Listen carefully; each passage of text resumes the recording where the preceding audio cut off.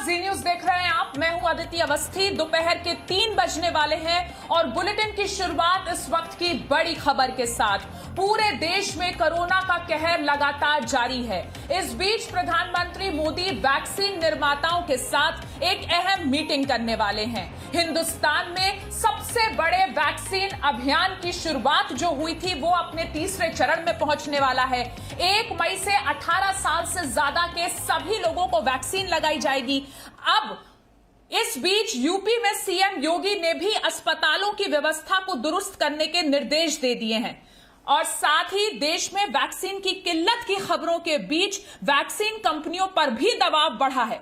वहीं महाराष्ट्र की बात करें तो महाराष्ट्र कांग्रेस ने वैक्सीन कंपनियों पर दबाव का आरोप लगाया है, लेकिन सियासत अपनी जगह है। सच ये है कि पूरा देश कोरोना से ये जो लड़ाई लड़ रहा है उसमें सबसे जरूरी है वैक्सीन, और वैक्सीन को लेकर जो मारामारी है उस बीच प्रधानमंत्री मोदी वैक्सीन निर्माताओं से बातचीत करने वाले हैं।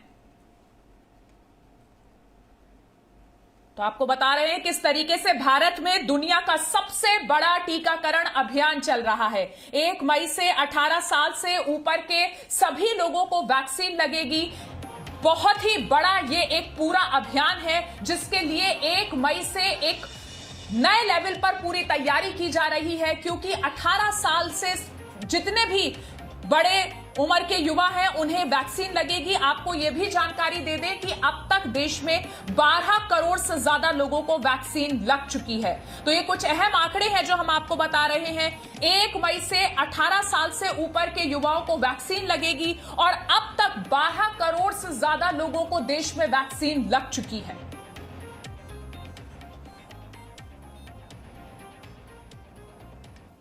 भारत सरकार ने आज एक बहुत बड़ा फैसला लिया है कि अब को भारत में कोरोना टीकाकरण का जो तीसरा फेज शुरू होगा उसमें जो है 18 साल से ज्यादा उम्र का कोई भी भारतीय अब वैक्सीन लगवा सकता है।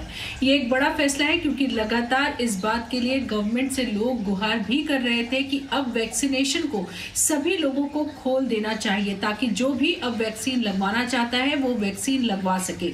खासतौर से जब अब स्ट्रेन्स भारत में इस वक्त घूम रही हैं और उनसे हमने देखा है कि जो यंग पॉपुलेशन है, यंगस्टर्स हैं, उनमें भी संक्रमण ज्यादा हो रहा है। ऐसी सूरत में लगातार लोग सरकार से इस बात के लिए गुहार कर रहे थे कि उन लोगों को भी वैक्सीन दी जाए जो खास तौर से घर के बाहर निकलते हैं, जीविका कमाने के लिए निकलते हैं और जिनके लिए बाहर निकलना इस वक्त सबसे ज्यादा मजबूरी का कारण भी है, क्योंकि उन्हें अपने घर के बड़े बुजुर्गों को कोशिश करके घर के अंदर ही रखना है ताकि वो सुरक्षित रहें। ऐसे में अगर इस वर्ग को भी हम वैक्सीन दे पाए तो ये हमारे लिए कोरोना से लड़ाई में काफी कारगर साबित हो सकता है।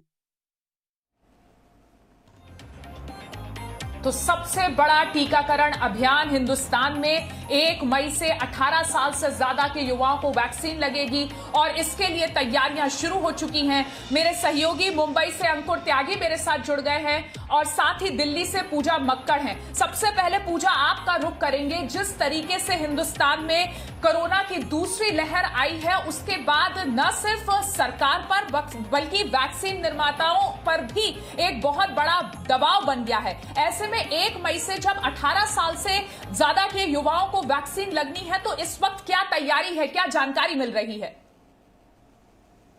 देखिए अदिति, सबसे पहली तैयारी यह है कि अभी हमारे पास 2 वैक्सीन है हाथ में जो लगाई जा रही है, कोवैक्सीन और कोविशील्ड। स्पुतनिक को मंजूरी मिली है लेकिन अभी तक वो वैक्सीनेशन प्रोग्राम का हिस्सा नहीं बनी है।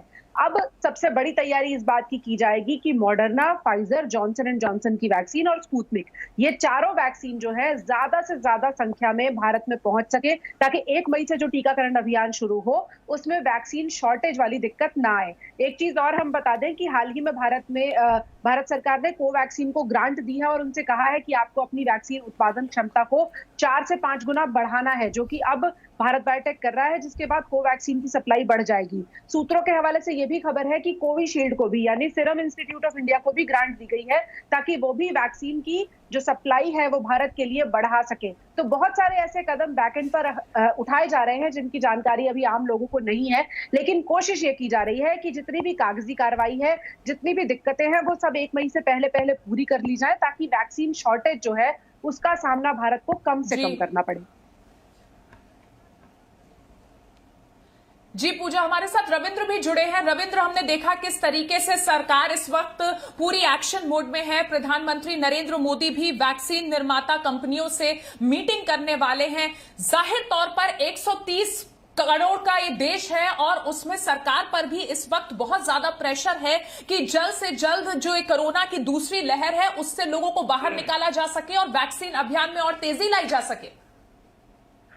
बिल्कुल अदिति, अब देखिए कि सरकार के बड़े मंत्री से कुछ दिन पहले ही मेरी बातचीत हुई थी। उन्होंने जब कोरोना के लेकर चर्चा हुई तो उन्होंने ऑफ द रिकॉर्ड यही कहा कि जब तक देश में 30 से 35 करोड़ लोगों को वैक्सीन नहीं लग जाता है तब तक ये पर्पस सॉल्व नहीं होगा। यानी 35 करोड़ लोगों को जब तक कोरोना का टीकाकरण नहीं हो जाता है तब तक इस महामारी से लड़ना बहुत ही मुश्किल होगा। इसलिए सरकार की कोशिश है और जो फैसला कल हुआ है 18 साल से ऊपर के उम्र के सभी लोगों को टीकाकरण करने का, तो कहीं ना कहीं सरकार की यही सोच है, डॉक्टरों की यही सोच होगी और जो स्पेशलिस्ट है, विशेषज्ञ है, उनका भी यही कहना होगा। इसलिए सरकार ने आनंद फानंद में यह फैसला लिया है। लेकिन एक कह सकते हैं कि इसके लिए पूरी तैयारी भी की गई है और आज प्रधानमंत्री जब वैक्सीन निर्माताओं से बातचीत करेंगे तो उसमें यही बातें होगी जैसा पूजा भी कर रही है कि जाहिर तौर पर टीका का उत्पादन बढ़ाना होगा, सबको सर्वसुलभ हो सके। क्योंकि प्रधानमंत्री मोदी ने पिछले साल ही जून में ही इसको लेकर जो गाइडलाइंस तैयार की थी और 6 गाइडलाइंस पूरे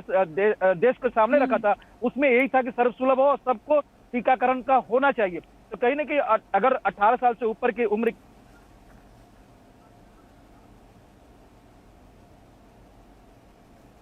जी रविंद्र,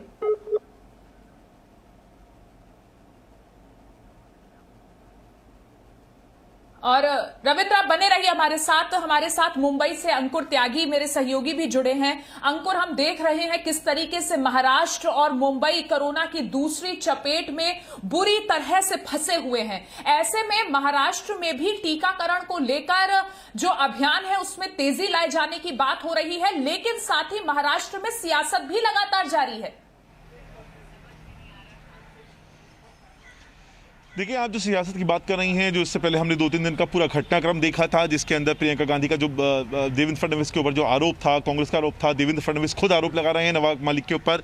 इस सबसे इतर अलग जाकर भी हम देखें आज की तारीख में मुंबई में, जिसको महाराष्ट्र का सबसे बड़ा jumbo centre, Covid jumbo centre बताया जा रहा था बीकेसी का, आज वहाँ पर जो वैक्सीनेशन जो शुरू किया गया था, आज फिलहाल वहाँ पर वैक्सीनेशन बंद कर दिया गया है। सिर्फ वो नहीं है, उसके अलावा भी कई सारे सेंटर्स हैं मुंबई समेत महाराष्ट्र में जिनमें आज जो कोविड की जो वैक्सीन है उसकी कमी हो चुकी है और उसकी वजह से बाकायदा बोर्ड लगा दिया गया है और वहां अचानक से टीकाकरण बंद कर दिया गया है। लंबी कतारों में जो बुजुर्ग आए हुए थे ये सोच कर कि वो वैक्सीन लेंगे, मौजूदा हालात में जब मामले बहुत ज़्यादा बढ़ रहे हैं उनको बहुत ज़्यादा मायूसी भी झेलनी पड़ी और साथ में तकलीफ भी उठानी पड़ी क्योंकि सीनियर सिटीजन्स हैं। जाहिर तौर पर एक लंबी कतार का तक इंतजार किया और उसके बाद अचानक से टीकाकरण रोक दिया जाता है। दूसरा पक्ष में आपको इसका बता रहा हूँ कि जितनी तेज़ी से यहाँ मामले फैल रहे हैं, मैं मुंबई का आंकड़ा बता रहा हूँ, रोज के हिसाब से यहाँ पर तकरीबन कल हम थोड़ी सी रिलीफ मिलता है क्योंकि 7 से 8 हज़ार के बीच में आंकड़ा रहा, वरना रोज आंकड़ा 8 हज़ार से 9 हज़ार के बीच में रह रहा था। उसका एक पक्ष ये भी है क्योंकि 30 हज़ार से ज़्यादा या 35 हज़ार से ज़्यादा टेस्ट ही नहीं किए गए, रोज टेस्ट हो रहे हैं 50 हज़ार। मैं सिर्फ मुंबई की आपको बात बता रहा हूँ। महाराष्ट्र का हाल आप समझिए, अभी तक जो आम जनजीवन में जो इस वक्त प्रभाव पड़ रहा था कोरोना का, अब देखने को मिल रहा है जितने भी जेल हैं, तकरीबन 46 जेल हैं और वो ओवर क्राउडेड हैं और वहाँ पर अभी इस वक्त कोरोना फैल गया है। 197 जेल के जो कैदी हैं वो इस वक्त पूरे महाराष्ट्र में संक्रमित हैं, जिनमें से 7 की मौत हो चुकी है। जेल के स्टाफ की बात करें तो तकरीबन 94 जेल स्टाफ ऐसा है जो संक्रमित हुआ है, जिसमें से 8 की मौत हो चुकी है। और ये हालात तब हैं जब 800 की कैपेसिटी वाली जेल में 2000 से ज़्यादा जेल के कैदी भरे हुए हैं। तो ये आंकड़ा समझाने के लिए मैं आपको बता रहा हूँ कि आम जनजीवन अलग, अब जीवन के हर परिप्रेक्ष्य पे महाराष्ट्र में और मुंबई में कोरोना बहुत गहरा असर डाल रहा है। जी, और साथ ही अंकुर, हमने देखा किस तरीके से महाराष्ट्र कांग्रेस इस बात का आरोप लगा रही है कि वैक्सीन निर्माताओं पर दबाव बनाया जा रहा है। देखिए, जो दबाव वाली बात कह रही हैं, ये 3 या 4 दिन पहले का जो इंसिडेंट हुआ था, जिसमें खुद हम एक तस्वीर देख रहे हैं जिसके अंदर एक वीडियो है, देवेंद्र फडणवीस हैं, उनके साथ बीजेपी के 2 नेता हैं, प्रसाद लाड और प्रवीण दरेकर, वो आपको बीकेसी के जो डीसीपी हैं उनके साथ आर्ग्यूमेंट करते हुए दिखाई दी जाएंगे। ये बात है जो बरक करके एक फार्मा है जहां पर जो दवाई बनाती है रेमडेसिविर, उसको लेकर पूरा का पूरा विवाद हुआ कि कैसे वहां से जुड़े हुए जो उच्च अधिकारी हैं उनको उठाकर पुलिस ले आती है कालाबाजारी के आरोप में, और उसके बाद ये पूरा झगड़ा सामने आता है। तो इसमें आरोप प्रत्यारोप का दौर है। देवेंद्र फडणवीस ये कह रहे हैं कि महाराष्ट्र की जो सरकार है मौजूदा, उसके जो कुछ मंत्री हैं उनके ओएसडी धमकी देकर इन बरक जो फार्मा जो कंपनी है उसके अधिकारियों को धमकी दे रहे हैं रेमडेसिविर को लेकर, जबकि उसको एक्सपोर्ट की परमिशन नहीं थी। देवेंद्र फडणवीस ने बीच में आते हैं, इंटरवेन करते हैं, सरकार से बात करते हैं, केंद्र सरकार से, तब उसको मंजूरी मिलती है, तब महाराष्ट्र में दवाई लाने की बात होती है। तो जो आरोप प्रत्यारोप का जो दौर है, कांग्रेस हो चाहे फिर हमने नवाब मलिक को देखा है, वो लगातार देवेंद्र फडणवीस पे कह रहे हैं कि जबरदस्ती वो जो कालाबाजारी करने वालों का साथ दे रहे हैं और पुलिस पे दबाव बना रहे हैं। ये जो आरोप प्रत्यारोप की राजनीति है, ये क्रेडिट से जुड़ी हुई है, राजनीतिक क्रेडिट से, हमारे साथ क्योंकि इस सबसे मुश्किल आप बने रहिए। जी अंकुर, आपको यहां 1 मिनट रोकूंगी। रविंद्र से एक अहम सवाल इस वक्त करना है।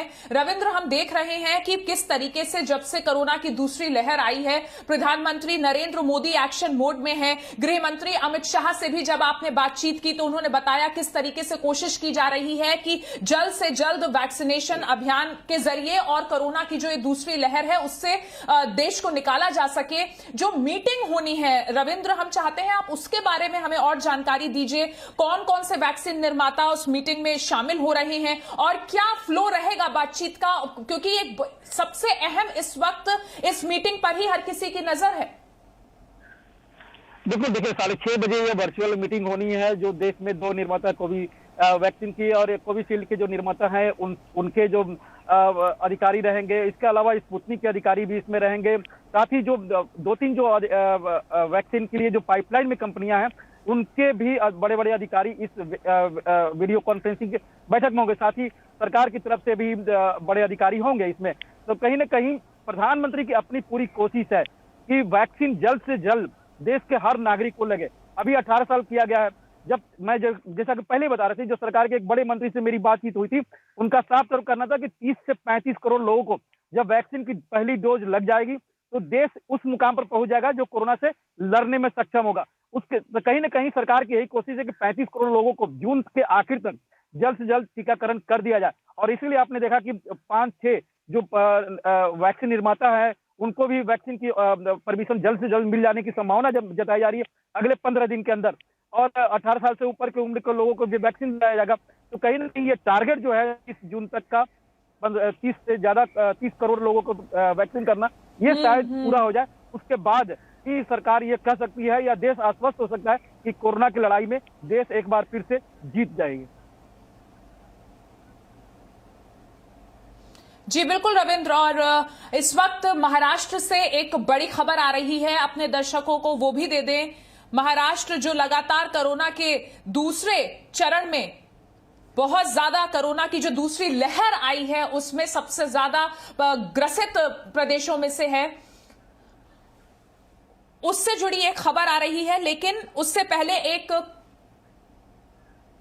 क्विक रिएक्शन ले लेते हैं हम पूजा से। लेकिन पहले ये खबर बता देते हैं अपने दर्शकों को, महाराष्ट्र में प्रतिबंधों को और सख्त किया जाएगा। महाराष्ट्र में अब सभी जो किराना दुकानें हैं, जो सब्जियों की दुकानें हैं, फलों की दुकानें हैं, बेकरी, कन्फेक्शनरीज, खाने पीने की सभी दुकानें, खेती का सामान बेचने वाली दुकानें, पालतू पशुओं का खाना बेचने वाली दुकानें, बारिश के मौसम से जुड़ा सामान बेचने वाली सभी दुकानें सुबह 7 बजे से खुली रहेंगी। यानी अब जो इंपॉर्टेंट की श्रेणी में आने वाली दुकानों के कारोबार का समय है उसे घटाकर 4 घंटे कर दिया गया है। सुबह 7 बजे से सुबह 11 बजे तक ही ये दुकानें खुलेंगी।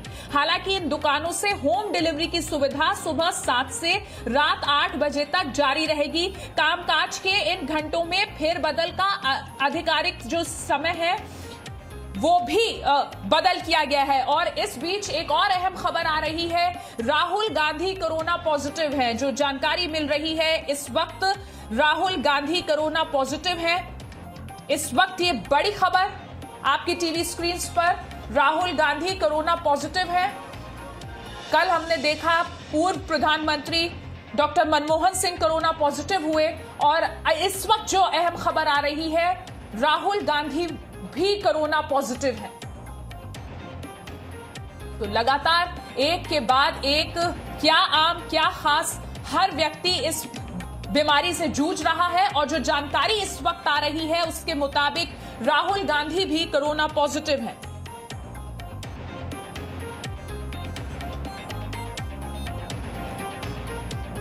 और राहुल गांधी ने ट्वीट किया, उन्होंने लिखा, I am after experiencing mild symptoms, I have just tested positive for COVID. All those who have been in contact with me recently, please follow all safety protocols and stay safe.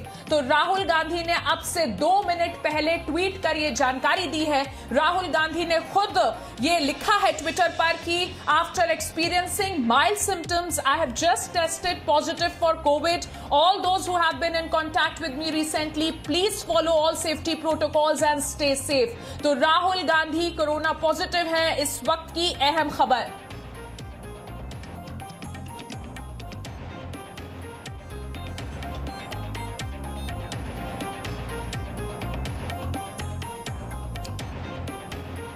तो राहुल गांधी अब से कुछ देर पहले तक free vaccine को लेकर tweet कर रहे थे और अब इस वक्त उन्होंने अब से 2 से 3 मिनट पहले ये जानकारी दी है कि उन्हें माइल्ड सिम्टम्स थे, जिसके बाद उनका कोविड टेस्ट हुआ जो कि पॉजिटिव आया है। और मेरे सहयोगी रविंद्र हमारे साथ जुड़े हैं। रविंद्र, जानकारी दी है राहुल गांधी ने अभी 2 मिनट पहले कि वो कोरोना पॉजिटिव है, माइल्ड सिम्टम्स के बाद उनका टेस्ट हुआ और वो भी कोविड-19 पॉजिटिव है।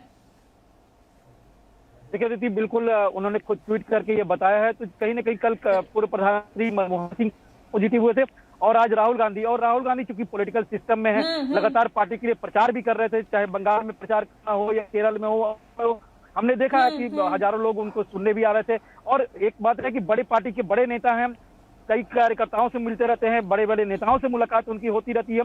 ऐसे में कहीं ना कहीं जो डोनर कह सकते हैं, किसी से उनको ये कोरोना जाहिर तौर पर पॉजिटिव होने के पीछे ये भी हो सकता है कारण कि पॉलिटिकल सिस्टम में, सार्वजनिक जीवन में वो कई लोगों से मुलाकात करते रहते हैं।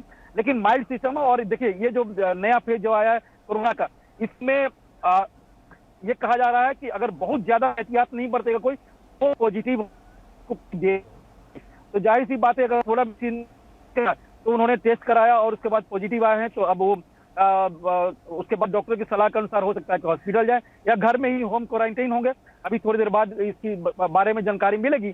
लेकिन वही जैसा कि आपने भी कहा, आम हो या खास हो, कोई भी इससे बच नहीं रहा है। बचाव का एक ही उपाय है कि वैक्सीन ले, जितनी जल्दी सरकार वैक्सीन उपलब्ध करा सके, लोग जल्दी से जल्दी वैक्सीन ले।